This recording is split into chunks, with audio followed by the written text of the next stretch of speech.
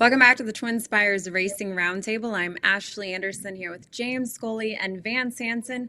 Today's roundtable topics will be Dornoch's win in the Grade 1 Haskell. We'll talk Thorpedo Anna and her potential matchup with the boys in the Travers and what else caught our eye from the weekend. And Van, since you're back from vacation, welcome back. I will start things off with you. And let's talk Dornoch winning his second straight in the Grade 1 Haskell here after winning the Belmont his previous start. So is he now the horse to beat in the Travers Stakes? I'd reserve judgment on who the horse to beat in the Travers is until after the Jim Dandy this coming Saturday at Saratoga. There's no question Dornoch padded his credentials for the 3-year-old male title by winning the Haskell. And you add that Grade 1 win to his previous wins in the Belmont Stakes, as you mentioned, and in the Fountain of Youth, his first start of the season. And he's arguably the most accomplished 3-year-old male in the crop up to this point. I still wouldn't sleep on a horse like Sierra Leone, though, who is going to be running in the Jim Dandy. We know that horse loves 1.25 miles, and his record is pretty good, too, winning the Bluegrass Stakes and the Risen Star. And, despite his setbacks in the Kentucky Derby and Belmont Stakes, I think Sierra Leone is going to be a potential major threat in the Travers. We'll see how he does in the Jim Dandy. And also, I have to remind viewers also that he also owns a 2-to-1 edge head-to-head against Dornoch so far this year. So, Dornoch is the probably the favorite for the 3-year-old title going into the Travers. He might seal the title with a win there next month, but I think this race is still kind of wide open, James. Well, he's going to be a top contender regardless of whether he's favored or not in the Travers. Dornoch became the first 3-year-old male to record multiple Grade 1 wins this year, and he did it by stringing together important races, the Belmont Stakes and the Haskell. One thing you could say about this 3-year-old male division, at least in my opinion, is they've been inconsistent this year. There's no standout. Dornoch has done something that nobody else has been able to do up to this point. I said he might not be favored because there's a chance that the filly Thorpedo Anna will be favored, or the winner of Saturday's Jim Dandy, like Vance referenced. That's going to play a role in the ultimate Travers equation. But I do want to say, I do think he's unquestionably risen to the top of the division right now. Those wins in the Belmont and Haskell, if we were voting today, I don't think there'd be any doubt that he'd be the champion 3-year-old male. Now, he's got a chance to separate himself even further if he wins the Travers. Whether he does that or not, that'll be a discussion down the road. But he's got something going for him. He's really courageous in both wins. The one thing I'll say too about Saturday's Haskell is that for the second straight race, Mind Frame ran right by him at leaving the far turn, entering the top of the stretch. Both races, Dornoch battled back to win. So I've got to give him a lot of credit. But I'm still not convinced 100% he's the best 3-year-old in the crop. And, we'll find that out for sure in the coming months, Ashley. I can't believe it. I might be his biggest supporter of the three of us. And if you watch the twinspires jury, I was his biggest hater for a long time. So I now feel like I have to respect him.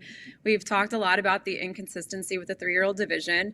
He has 2 straight Grade 1 wins and 2 straight triple-digit Brisk net speed figures. And you mentioned him being overtaken by Mind Frame in this race, the Haskell, and in the Belmont, and fighting back. He also did that in the Rimson. He was slightly overtaken by Sierra Leone as a 2-year-old and fought back. So seeing his ability to show this grit in the stretch run, I feel like now going into the Travers, I do say he's the horse to beat. Of course, Sierra Leone could win the Jim Dandy. Fierceness could win the Jim Dandy. But I also would expect Fierceness to lose his next start just based off of his pattern. But I'm going to go with Dornoch being the horse to beat right now. I just feel like he's the only one that's got proven consistency as a 3-year-old. That's a fair point. Thank you, James. Well, you mentioned Thorpedo Anna, who could be the post-time favorite in the Travers. So, James, tell me a little bit more about Thorpedo Anna's chances in the Travers. I view her chances favorably. I think she's poised to give males all they can handle in the Travers if she has no trouble with the 1.25 mile distance. In fact, that's the real issue in my mind right now is the distance. Now, she's certainly made 9 furlongs look easy, recording 3 consecutive Grade 1 wins. I really liked her performance in this Coaching Club American Oaks, considering she missed the start. She hopped when the gates opened, and then she powered her way to the front.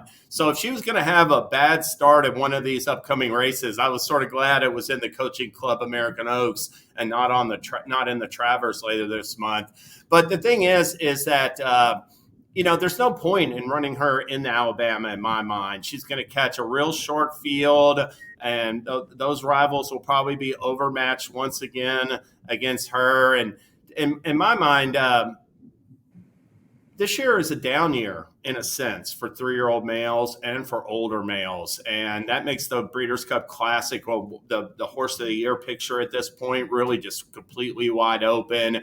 Thorpedo Anna has a chance to step into the mix for horse of the year honors in the Travers Stakes. And if she carries her speed and form forward, she's going to have a huge chance of winning that race. So I look at her chances right now as being very favorable. And I think she's got a chance to make a serious impact moving forward, Vance.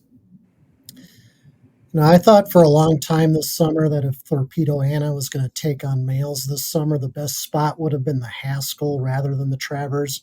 And that was based on the 1.125 distance and the historical success fillies had in the Monmouth race. You look at Serena's Song, you look at Rachel Alexandra. And, in light of what happened in the Haskell on Saturday, Kenny McPeak perhaps made the right choice to stick with fillies over the weekend in the Coaching Club American Oaks. And I think the Travers is going to be an even tougher spot than the Haskell. And as you said, it's over a distance, 1.25 miles she has not yet tried. She looks like she could easily get 1.25 miles, but until she actually does try it, we simply don't know. Kind of a broader view, racing fillies against males makes the most sense if the spot looks winnable.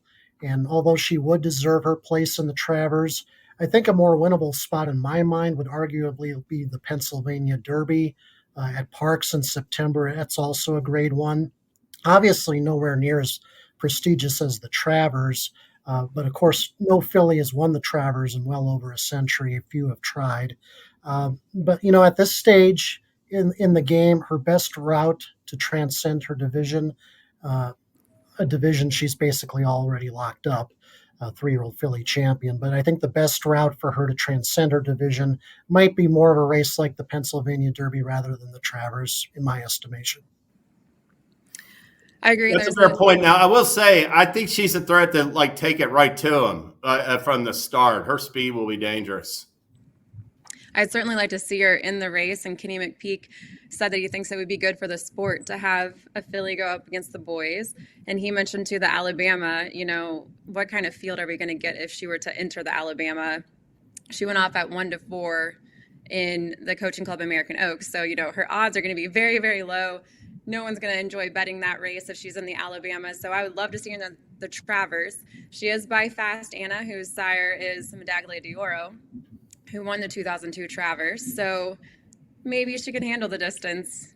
I would certainly love to see her try it. I think I could see her finishing top 3. I don't know if she'll win it, but I think it would be great to see a filly go up against the boys in such a big race at Saratoga. So I'm hoping for it. And her final time for the CCA Oaks was 150.95, which was not far off of Dornoch's final time of 150.31. So she was right there. But again, that was at 1.125 miles, and this is going to be 1.25 miles at the Travers. So a little bit different.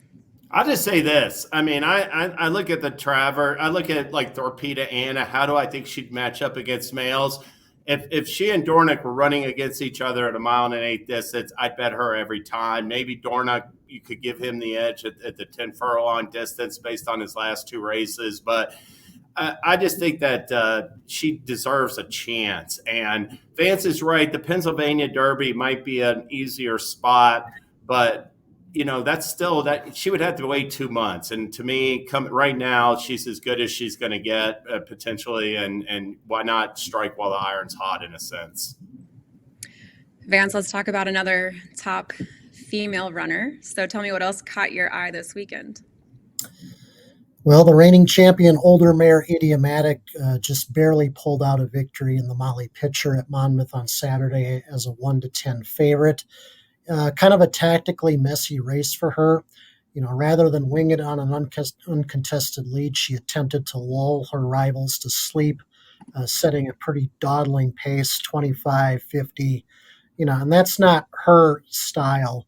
And it took virtually everything she had to claw back and regain the advantage from Soul of an Angel after that far less accomplished foe took a tour around the far turn.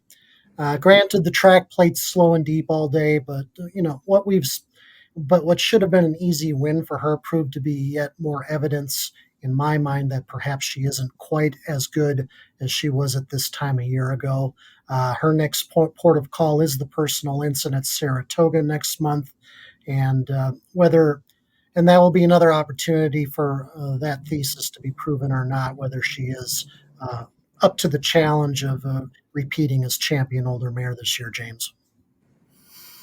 Yeah, that's a fair point. I agree. I mean, I didn't think she was the all. I mean, her comeback race at Churchill Downs was good, but I mean, her last two efforts definitely make you very leery about whether or not she can repeat this fall in the distaff.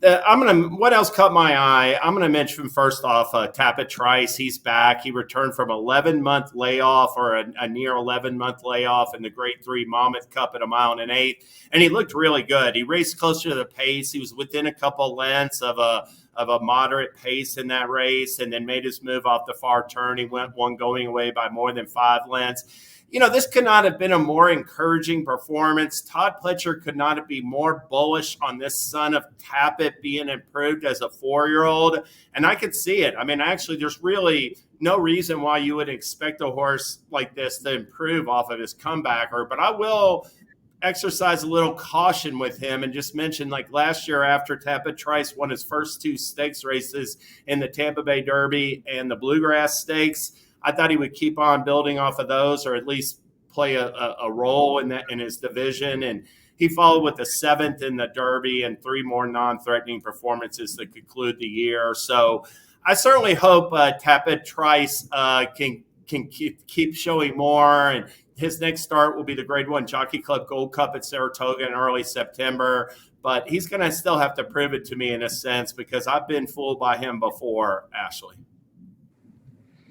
Oh, I know. So I'm sorry. I got one other thing. I jumped off it real quick. Mark Casse. I want to mention the hottest trainer in North America last week. From Wednesday to Sunday, Mark Casse won 14 of 42 starts, 33% clip. He had 3 wins and 2 seconds from 7 starts at Saratoga. He's now jumped up the trainer standings this meet. He's 6 for 18 at Saratoga. And Casse sent out 5 stakes winners. He had Get Smoking in the Grade 2 UN at Grade 2 United Nations at Monmouth Park. He had Pounced in the Grade 2 Lake George at Saratoga. He had Solo Album in the Grade 3 Trillium at Woodbine. He had My Boy Prince, who Ashley will get to, in the Play Trial Stakes at Woodbine. And he had the nice 2-year-old filly Mensa in the Victoria Stakes. So a very impressive week indeed for Mark Casse, Ashley.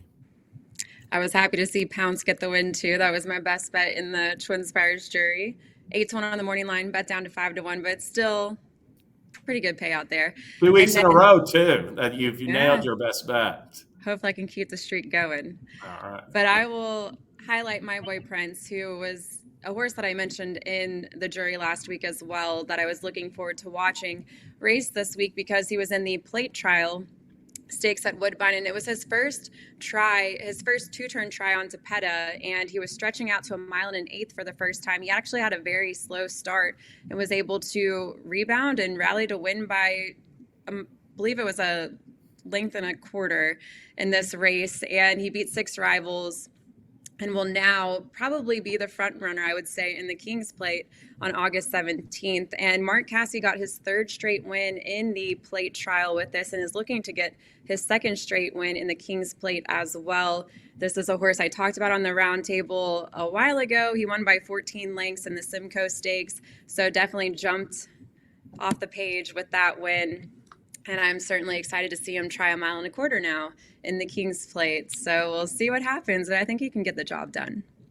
He's got a big chance. I mean, he showed good class last year. He ran second in a grade 1 at Woodbine, and then he was third in the Breeders' Cup Juvenile Turf. So definitely my boy Prince has something going for him as far as the Queen's Plate or King's Plate this year.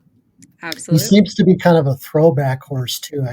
He does have 12 career starts, or Yeah, he's run. I think that was his 4th start this year. That was good. It was. He's 3 for 4. His only loss was on the turf this season at Keeneland in the Palisades. He was coming off a 5-month layoff from that third in the Breeders' Cup Juvenile Turf. So he had very versatile.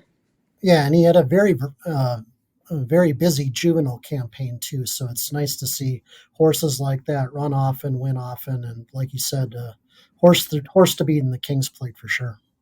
I look forward to seeing him in person there. Twinspires will be at Woodbine, so definitely looking forward to that. But that's all the time we have today for the Racing Roundtable. We'll be back next Tuesday, and of course on Thursday we have our best bets and fades on the Twinspires jury. We'll see you then.